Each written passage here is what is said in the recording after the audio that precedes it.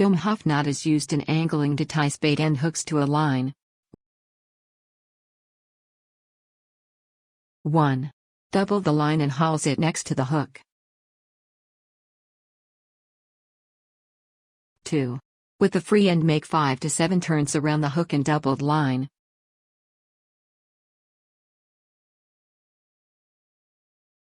3. Pass the end of he line through the loop of the doubled line.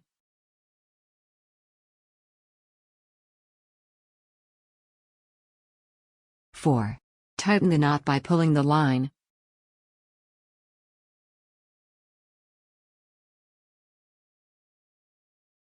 'Domhof knot is one of the methods of tying a hook to line.